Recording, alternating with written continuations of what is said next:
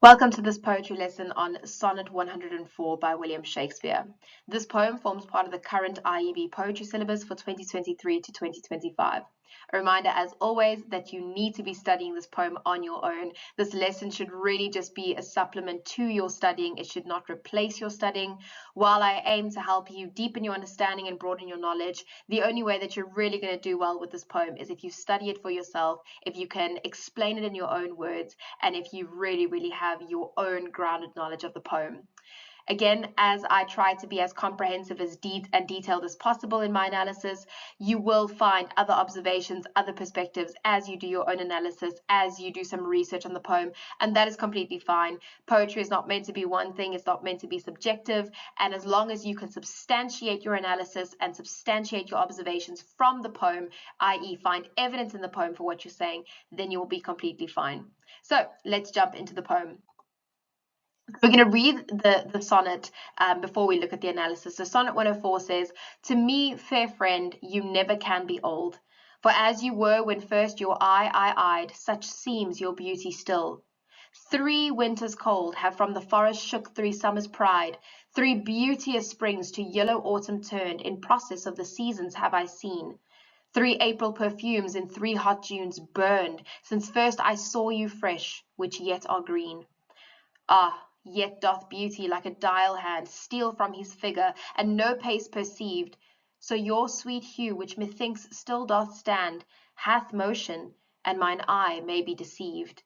For fear of which, hear this, thou age unbred, ere you were born was beauty's summer dead." So if we look at the general idea of this sonnet, it's part of the Fair Youth sonnets, which were poems that were dedicated to a beautiful young man. And Shakespeare's Fair Youth sonnets really focused on the themes of age and aging, beauty, and the future. And we really see all of that in this specific sonnet about beauty and aging and the future generations.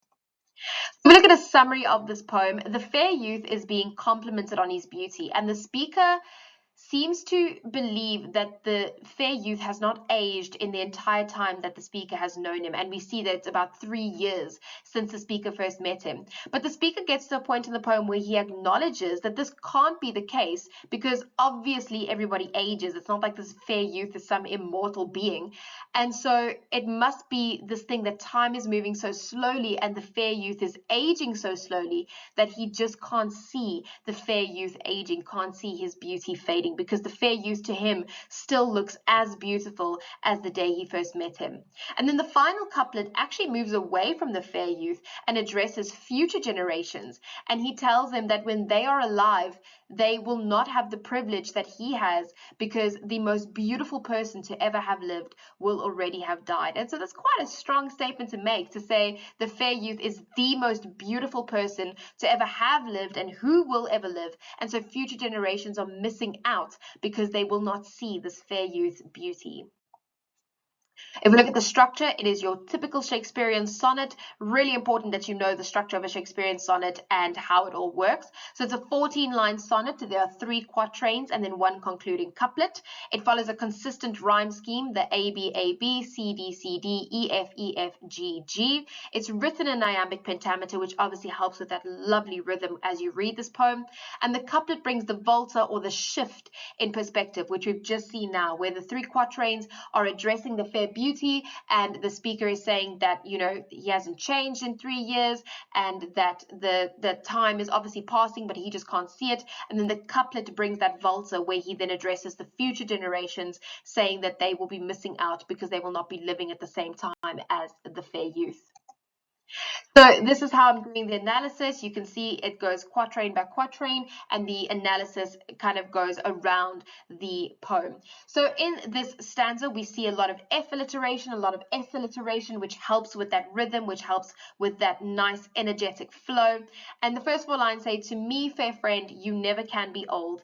For as you were when first your eye I eyed, such seems your beauty still. 3 winters cold have from the forest shook 3 summers' pride." So he's directly addressing the fair youth. To me, fair friend, that is the fair youth. And here he says, "For as you were when first your eye I eyed, such seems your beauty still." There he proclaims that the fair youth is just as beautiful as when they met 3 years ago. And how do we know that it's 3 years? Because he emphasizes that by saying 3 winters cold shook 3 summers pride. There's that repetition of 3, that emphasis on 3 years passing. And the imagery that we're seeing here with the 3 winters cold have from the forest shook 3 summers pride is that imagery of the winter that humbles the summer by shaking its leaves off of the trees. And then obviously in the next stanza we're going to see how it all comes back. It's that cycle that comes back, and so it's that image of the winter cold that is shaking the leaves from the tree, that is humbling summer's pride by taking away its leaves. It moves on to continue talking about the time that has passed, where he says, 3 beauteous springs to yellow autumn turned, in process of the seasons have I seen. 3 April perfumes in 3 hot Junes burned, since first I saw you fresh, which yet are green. So really continuing to emphasize that idea of it being 3 years with the 3 beauteous springs and the 3 April perfumes and the 3 hot Junes. And we see how in stanza 1 he spoke about the winter humbling the summer, and now we end back in the hot June, in the summer once again. And so it's really that cycle of life. And you can kind of compare this, if you wanted to Namaqualand after rain, with the cycles of life and, you know, things aging and things being renewed and new life and new birth. If you wanted to, it'll really help with your poetry analysis.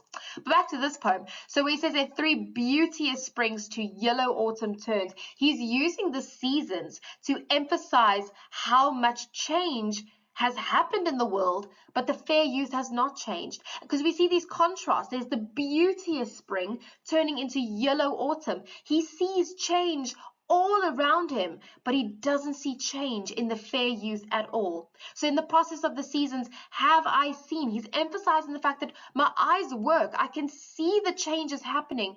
I just can't see you changing. I can't see your beauty changing. Then he moves on to another sense, that 3 April perfumes in 3 hot Junes burned. So it's the smell of flowers in spring, in April, and then that feeling of the hot sun in summer. So it's not just the changes that he can see, it's the changes that he can smell and feel all around him.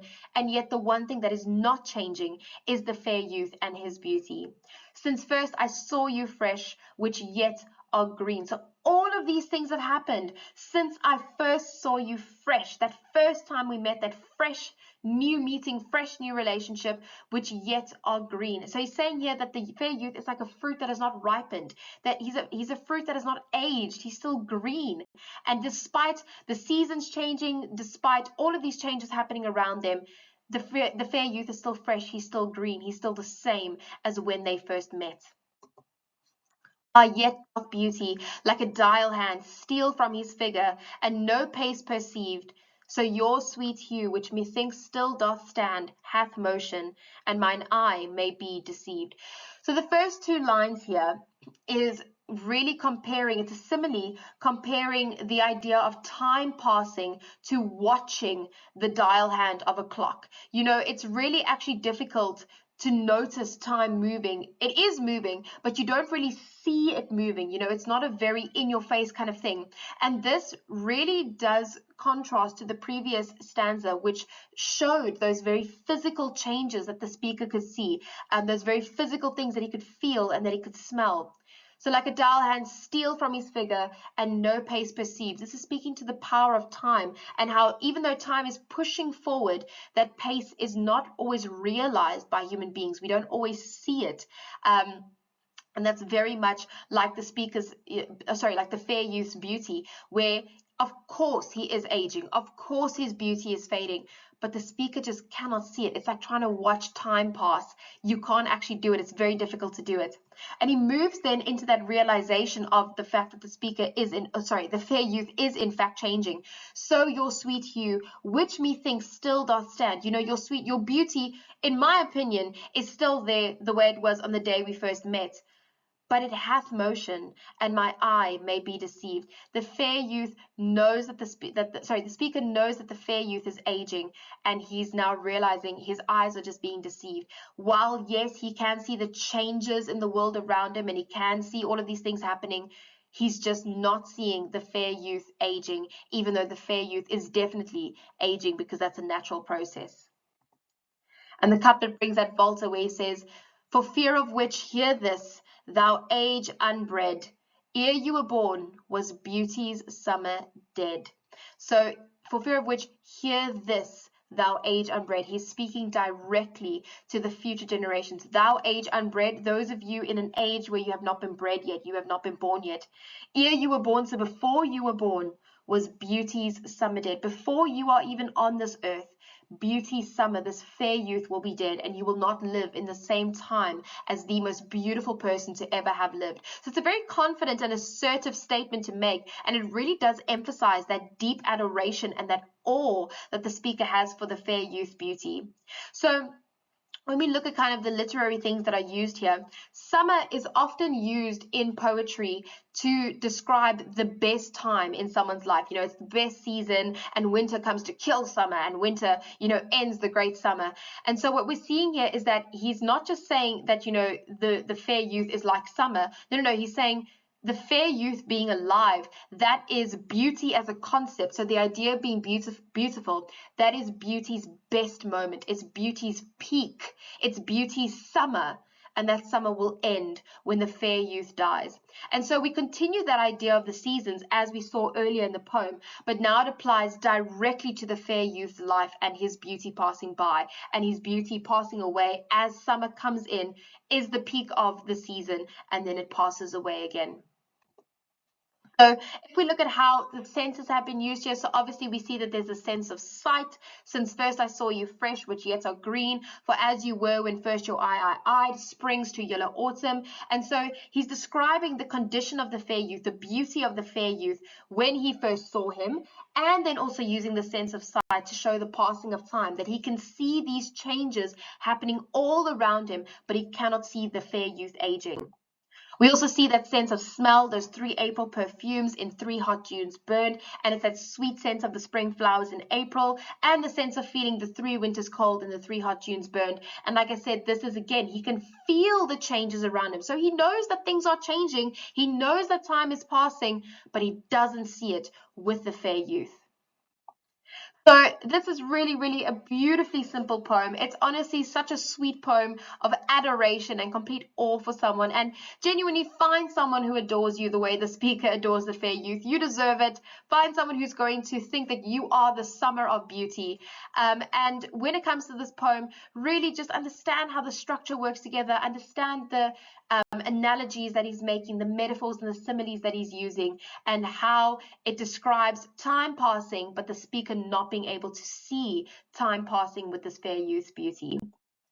If you'd like to access the presentation that I've used in this lesson, you can use the QR code here, or you can go to my Instagram page and go to the link in the bio where you'll get access to this resource and many more. Please remember to study this poem for yourself, to analyze it for yourself, and good luck with this poem if it pops up in finals.